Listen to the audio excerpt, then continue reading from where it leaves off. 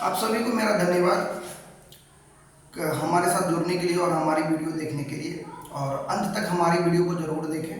आपको इसमें class 10 science के फर्स्ट चैप्टर को पढ़ाया जाएगा, केमिकल रिएक्शन एंड इक्वेशन। तो हम लोग रासायनिक प्रक्रियाओं के बारे में जानेंगे यार। आप अंत तक हमारे साथ बने रहें ताकि आपको अच्छे से ये चैप्टर समझ में आए।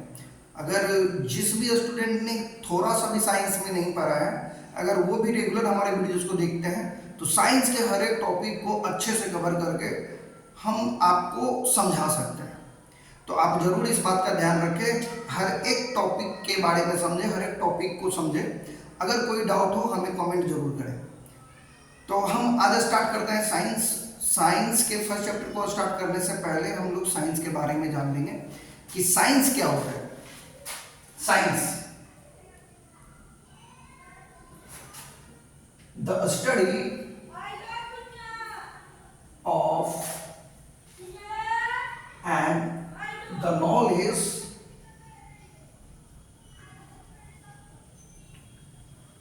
about the physical world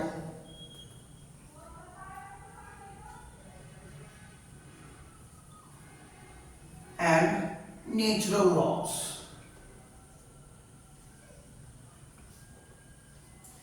हमारी भौतिक दुनिया, physical world and natural laws, भौतिक दुनिया और प्राकृतिक नियमों के बारे में अध्ययन करना और जानकारी प्राप्त करना ही विज्ञान कहलाता है।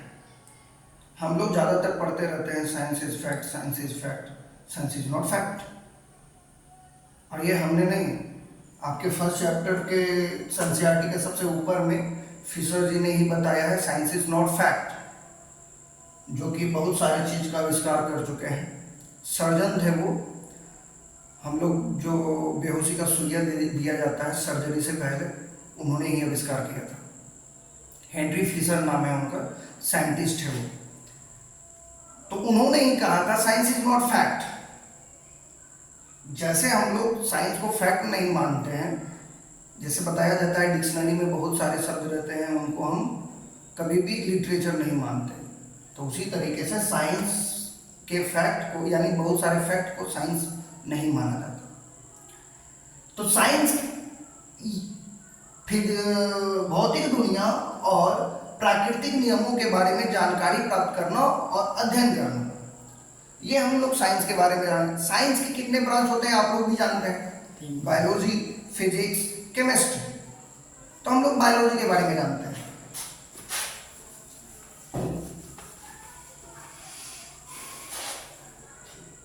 Three branches of science.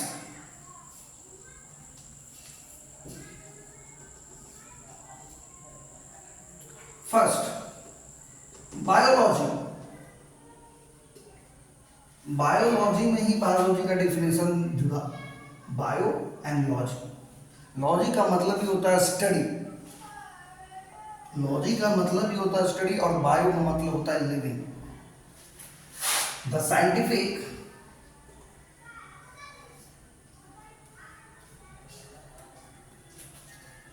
Study of living things.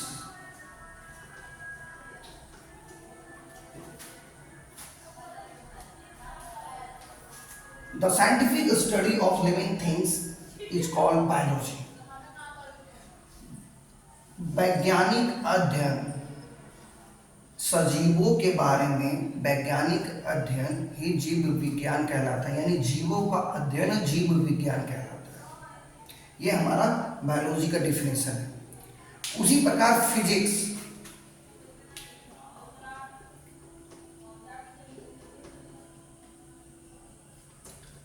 Physics में हम बोल सकते हैं the study about physical world, but इतना ही सही नहीं है। The study about physical world, the scientific study of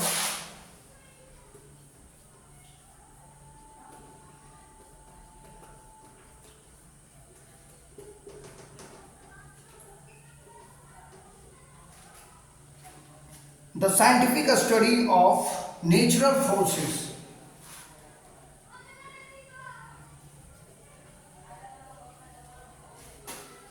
such as light, heat, sound and electricity, etc. हम ये सब के बारे में जानकारी प्राप्त करते हैं। लाइट के बारे में, प्रकाश के बारे में, हीट जिसको हम लोग उष्मा बोलते हैं, साउंड, सॉरी डी छूट गया था साउंड में, ध्वनि के बारे में अध्ययन, इलेक्ट्रिसिटी बिजली के बारे में अध्ययन, और भी ऐसी फिजिकल क्वांटिटीज है जिनके बारे में हम अध्ययन प्राप्त करते हैं फिजिक्स के अंतर्गत। यानी इन सबों के बारे में वैज्ञानिक अध्ययन ही फिजिक्स कहलाता है।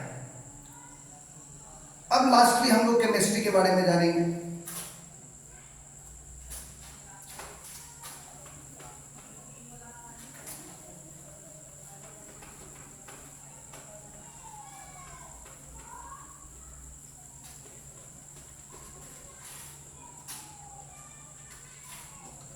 Chemistry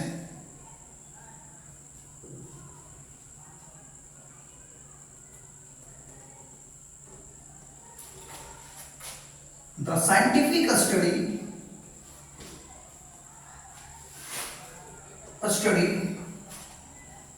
of the structure of substances।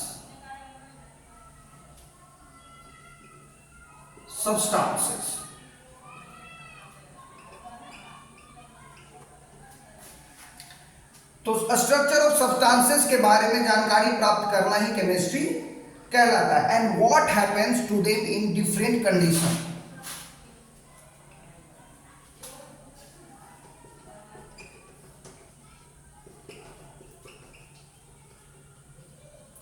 In different conditions.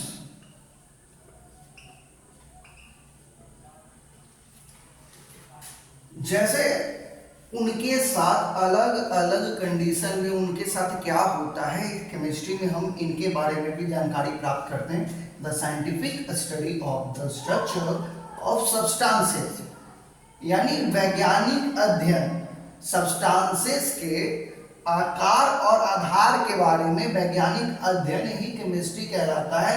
हम उसके बारे में जानकारी प्राप्त करते हैं कि वो अलग अलग कंडीशन में उनके साथ क्या होता है, उन सब्सटेंस के साथ को हम अलग अलग कंडीशन में रखें। जैसे हम लोग जानते हैं ना, बहुत सारे केमिकल रिएक्शन मिलके एक सब्सटेंस का निर्माण करते हैं, नई वस्तुओं का निर्माण करते हैं। केमिकल रिएक्शन में ही नई वस्तुओं का निर्माण होता है, तो वो हम लोग केमिस्ट्री के अंतर्गत ही पढ़ते हैं। और वस्तुओं का निर्माण कैसे हुआ है, हम मॉलिक्यूल्स के बारे में पढ़ेंगे, एटम्स के बारे में पढ़ेंगे, हर एक सब्सटेंस के बारे में पढ़ेंगे जो हमारे वर्ल्ड में मौजूद है, उनके बारे में जानकारी प्राप्त करेंगे। हमारे वर्ल्ड में कितने सब्सटेंसेस है, कितने मॉलिक्यूल्स अवेलेबल है, ये सब चीज की जानकारी हम लोग केमिस्ट्री के अंतर्गत प्राप्त करेंगे। तो ये हम जाने हैं अभी सिर्फ साइंस और साइंस के ब्रांचेस के बारे में। अब हम आते हैं फर्स्ट चैप्टर। हमारा फर्स्ट चैप्टर ये है केमिकल रिएक्शन एंड इक्वेशन।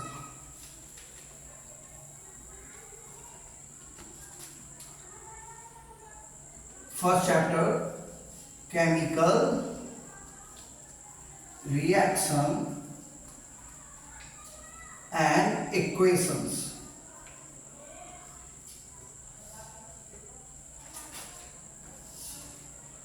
तो केमिकल रिएक्शन जानने से पहले, केमिकल रिएक्शन जानने से पहले हम लोग चेंजेस के बारे में पढ़ेंगे। जैसे हम लोग जानते हैं हमारे प्रत्येक दिन के दिनचर्या में हम लोग जो भी यूज करते हैं, सुबह उठते हैं, बात करने के समय साबुन यूज करते हैं और उससे झाग निकलता है। साबुन यूज करते हैं, वो साबुन सॉलिड होता है लेकिन उससे झाग निकलता है जब वो लिक्विड के साथ यानी पानी के संपर्क में आता है और हमारे शरीर पे लगा जाता है तो उससे झाग निकलता है। तो वो भी क्या हुआ, केमिकल एक प्रकार का चेंज हुआ। वो सॉलिड था, झाग देने लगा तो वो चेंज हुआ। हमारे घर में खाना बनता है, हम लोग मिक्स करते हैं। जैसे मान लिया जाए चावल तो नया चीज, हम तो चावल सिर्फ उबाल के ही बना सकते हैं, दाल बनाते हैं। दाल में तेल भी डाला जाता है, मसाला भी डाला जाता है और जीरा फोरन भी डाला जाता है, तब जाके दाल तैयार होता है। चोखा तैयार करते हैं, उसमें भी तेल नमक का यूज होता है, तो वो भी चेंज, उसके टेस्ट में चेंज आता है। वो पहले आलू था, अब चोखा है, तो वो भी चेंज हुआ। हम लोग अपने पूरे दिनचर्या के कार्य में देखते हैं कि कितने चेंजेस होते हैं। आप लोग भी अपने कॉपी में जरूर नोट करें कि आपके पूरे दिनचर्या के कार्य में क्या क्या चेंजेस आया। देखिए, पढ़ाई करना है तो आपको खुद से भी मेहनत करना पड़ेगा, सिर्फ हमारे पढ़ाने से या हमारे बोर्ड पे लिख देने से आप नहीं पढ़ेंगे, तो आपको भी मेहनत करना पड़ेगा इसके लिए। तो आप एक होमवर्क के तरीके से समझ लीजिएगा कि पूरे दिन में क्या क्या चेंजेस हमारे सामने होते हैं, उनको लिखना है। ठीक है, उस चेंजेस के बारे में लिखना है आपको कि आपके आसपास क्या क्या चेंजेस हो रहा है, उसके बारे में जानकारी प्राप्त कीजिएगा। तो हम लोग पहले चेंजेस के बारे में जानते हैं। चेंजेस, तो चेंजेस में दो चेंजेस होते हैं, physical changes and chemical changes. Changes कितने प्रकार के होते हैं?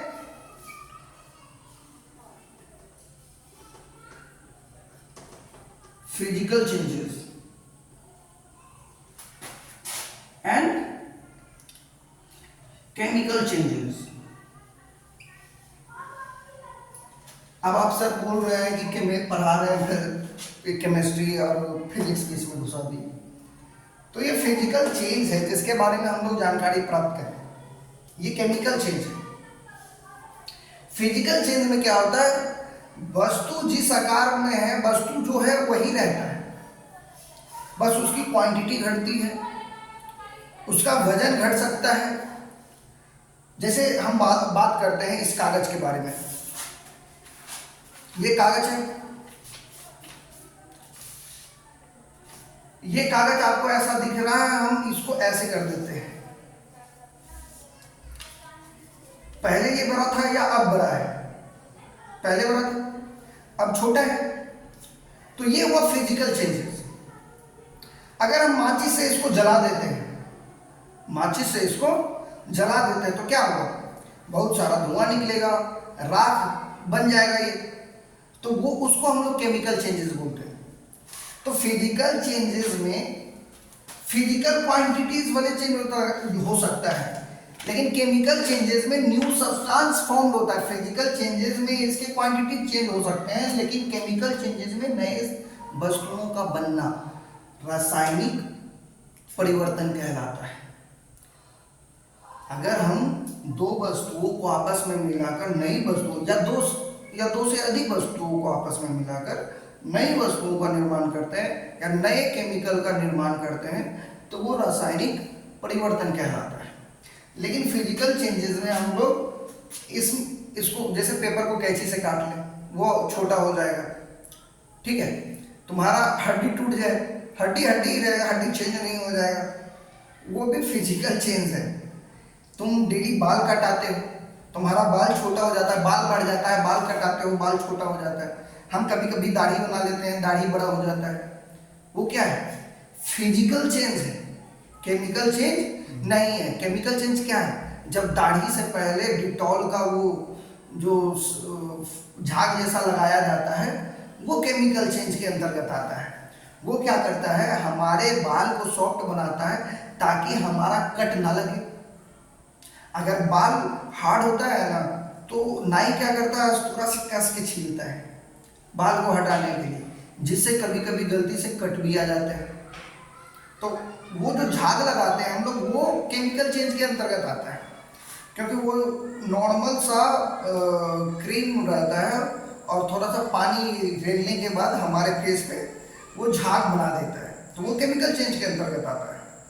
और फिजिकल चेंज के अंतर्गत हम लोग बहुत सारे चीज, आप लोग कल क्या कीजिएगा, आज जो हम पढ़ा रहे हैं, जैसे आज केमिकल इक्वेशन पढ़ना है, हम ये जानकारी देने वाले थे। और केमिकल इक्वेशन में कल क्या पढ़ना है, हम लोग फिजिकल चेंजेस के बारे में पढ़ेंगे और केमिकल चेंजेस के बारे में पढ़ेंगे। हम आपको दो चीज अभी तो बोले कि आपके आसपास क्या चेंजेस होते हैं उनके बारे में लिखना है, लेकिन आप लोग क्या कीजिएगा, फिजिकल चेंज कौन सा हो रहा है, केमिकल चेंज कौन सा हो रहा है, उसके बारे में लिख के लाइएगा। ठीक है, तो अगर आपको क्लास में कुछ ना समझ में आए तो जरूर कमेंट कीजिएगा कि सर ये टॉपिक हमको समझ में नहीं आया, फिर से समझाइए, ताकि हम उस पर फिर से वीडियो बना के डाल सकें। आप लोग जरूर ऐसा कीजिएगा और रेगुलर मेरे साथ क्लास में बने रहिएगा, ताकि आप लोग को किसी भी टॉपिक पे दिक्कत ना हो। हम चाहते हैं कि हमारे क्लास 10 के सभी बच्चे साइंस को समझे, रटे नहीं, साइंस को बढ़िया से समझे। धन्यवाद।